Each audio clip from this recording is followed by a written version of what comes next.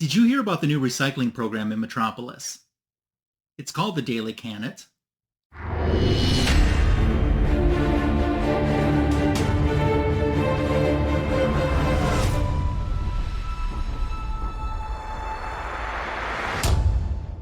Thanks for stopping by my YouTube channel for today's Comic Book Editions video. I'm going to share with you in an all DC Comics haul a couple books that, had I made a want list for 2024, definitely would have been on it. Some books I've been chasing are now in my possession, and I'm sharing them with you today. Welcome. If you're new to my channel and haven't subscribed yet, it's a great way to show support. Make sure to click the notification bell so you're informed when new content is added to my channel. The algorithm loves it when you give the video a thumbs up, a heart, a like, ding, ding, ding, ding, ding, that bell. And leave me a comment too, because I love reading those. I'll be asking what your favorite thing is that I showed in today's video when we get to the end of the video. Once again, welcome. I'm glad that you're here. Maybe you thought I forgot about a promise I made to you in Comic Book Editions Volume 213. That video was an Omni X-Men prize win from John's Comics with Kids. In there was a section of books that he picked up for me at this year's SDCC. I'm finally getting around to sharing those with you today. And that's where we're going to start today's video. I was so appreciative of John taking his time to pick up a few things for me at SDCC. I have 2 exclusives and 1 book of my own that I sent and asked him to get signed for me. So let's start sharing right now.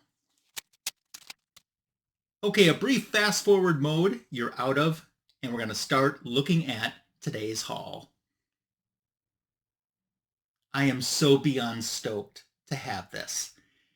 This is Wonder Woman Volume 1, issue number 246. It was published in 1978.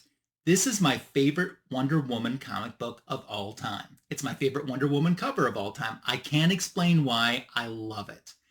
Years ago, my friend, Transmissions from the NX7062, got Joe Staton, the cover artist, to sign it for me right there. At SDCC this year, Jack C. Harris, who was the writer of the story, was there, and John went and tracked him down. This wasn't as easy as just going to a booth and waiting for him to show up and sign, because on the Sunday of SDCC, Jack wasn't signing at a booth. He was appearing at a panel. So John went out of his way to go to the panel, wait for it to finish. I think he waited for the panel to finish, and then went up and met Jack on my behalf and got the autograph for me, personalized up here in the corner, and then signed here as well. Huge regret that I never had Jose Delbo, the interior artist, sign this for me when he passed earlier this year, and that was a huge regret. But I had the cover artist signed it and the writer signed it, and what it kind of did is it spurred me on to want to get more of the Wonder Woman Volume 1 comic books that I have signed by the creators that are still with us. And there's still some that I could achieve and make that goal possible. So that, because of this signing, is a future goal.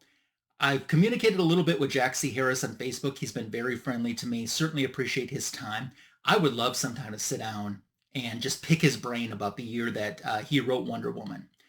And he wrote her at a very exciting time when this TV show was just beginning its 2nd season. So it had its 1st season on ABC, and then for the 2nd season, it went to CBS, and they switched it from the World War II theme to the modern era theme. And that's the time that Jack was writing the Wonder Woman book.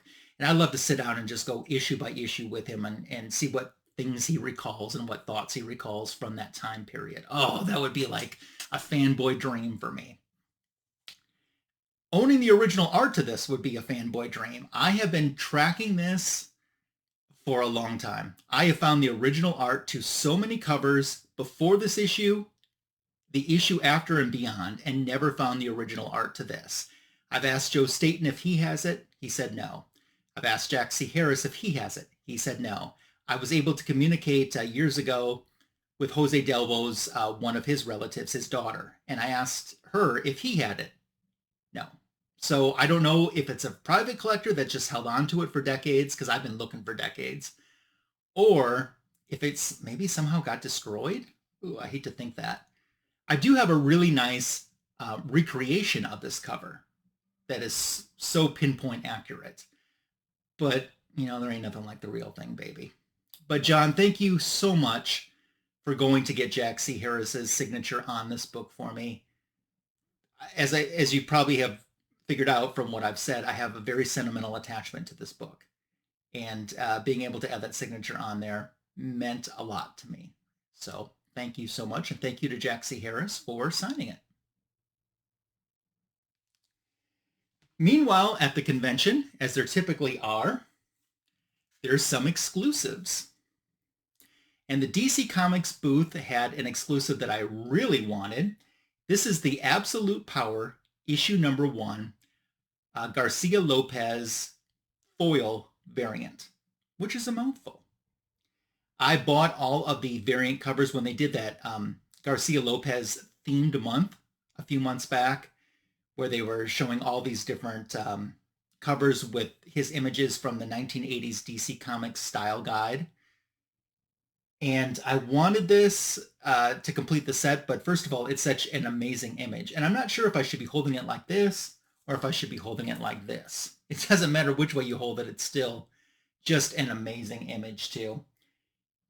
And, you know, this is almost kind of back in the days when they kind of flirted with the idea that maybe Flash and Zatanna would have a romance. If you notice, Barry's kind of like holding her hand there a little bit too. That could have been an interesting scenario if they would have pulled that string a little bit more. But with the inclusion of this, I do have, you know, the complete set of those variants that were done for that Garcia-Lopez. I'd love to get them signed. My friend Signature King, who I do Fanboys Live in the Retro Review with, he has a copy of this signed by Garcia-Lopez, and I'm super jealous. But happy to have my own copy and happy that I didn't have to pay the eBay prices for it, because I was pricing it on eBay and it was going for a lot. One other exclusive from SDCC was this one. This was an impulse, to be honest. It was I knew John was going to the DC booth to try to get me that Absolute Power variant, and I'm like, oh heck, just get me that Detective 27 facsimile as well, with this like modern movie Batman image on the cover. And he did. And what's cool about this, it's in the larger size. The last book and this one, they're like individually polybagged. So I'll probably, I'd probably remove that from the poly bag because I think it'll damage the book over time if I don't. I'd love to know your thoughts about books like con exclusives that come polybagged, if you remove them or not. I mean, if you send them in to get graded, CGC or whatever grading service removes the bag. So it's not like it counts against you. And not that I have plans to get these slapped or anything, but I'd still like to know your opinion on if you remove them or not. This was just too cool for school to pass up. And that's why I wanted to have it. I like the bigger format. I love how it's modern with the modern movie Batman on a vintage book. So couldn't resist. Those were the 3 books that John got me at SDCC this year. And thank you again, John, for taking time out of your convention. I mean, this is your convention experience. And you would take time out to make sure that I could have something from the con that I wanted and not have to pay absorbent fees. And this one, especially on eBay, has been going very high. But thank you, my friend John. I appreciate you so much. I did leave a link for John's YouTube channel. You know, I'm wearing his swag here. In the description for this video. If for some reason you're not subscribed to him, I don't know why you wouldn't be, but you are missing out. Make sure to head over and subscribe to John's Comics with Kids. I would appreciate it very much. Let's keep rolling with some other stuff. This isn't stuff that John picked up for me at SDC. It's just a few other things that I wanted to share. And since we were showing that Tec 27 facsimile, on Batman Day this year, I decided to head to a comic book store about an hour away, a little less than an hour away, that I'd never been to before, but I had heard that it was a great store, and it certainly lived up to the reputation that I was told. It was Batman Day the day I stopped, and they had this facsimile, which is in its original size format, and I just, another impulse, picked it up. You know, like most people, some of these facsimiles, like books like this, you see the facsimiles even gaining price. It's because so many collectors know that they're probably never going to have the original in their collection, so this is as close as they'll ever get. And I like that they actually put this in its original size too. And When I think of this book, I think of that trip to that comic book store and some of the fun things that I picked up that day. So and I had a great experience with a friend after I went to the comic store as well. So overall, it just turned out to be such a really cool day and a nice reminder of that. They had to put this in a magazine size bag and board because Golden Age, it still won't fit in it. So just appreciative to have it. I want to show you two books that had I made a 2024 goal list, they both would have been on it. The first one is one, let's just show it. Did I buy the wrong comic book? No, I didn't. Yes, I did. No, I didn't. Let me explain. I thought I was after this story, which is World's Finest, Volume 1, Issue 199. It was published in 1970 because there is a very brief cameo of the mod era Diana Prince with I-Ching. And I didn't even know this existed until a few years back when I did a live dive about that mod era Diana Prince with my friend Silver-Haired Bronze Age Babe. And in that live stream, she pulled this out. And I'm like, I don't have that one, even though it's just one panel. I believe having this now, I have all of the mod era Diana Prince appearances that she's made in any comic book. That's what I believe. Of course, I believed that before, and then Silver-Hair Bronze Age Babe threw this one at me that I didn't know. But I truly believe I have them all right now, which is a special reason why I wanted this. So I've been searching for this book. Finally, I decided to, go over to eBay and pick one up. So I pick up this book on eBay, and I'm flipping through the book, and I'm like, I got the wrong book. I don't see it. The cameo is so small. It's one panel, and she's not even that big in the panel that I missed it. So I had the right book, but then I thought I had bought the wrong book, but I had the right book all along. Classic Neal Adams cover right here. This is Superman Flash Race. It's the third time that they raced. So Superman 199 was the very first Superman Flash Race. I don't own that, but I would love to own that. Then Flash 175 was the second race. I do own that in my collection. Then World's Finest 198 and 199. This is 199. Is a two-part story with the third Flash race.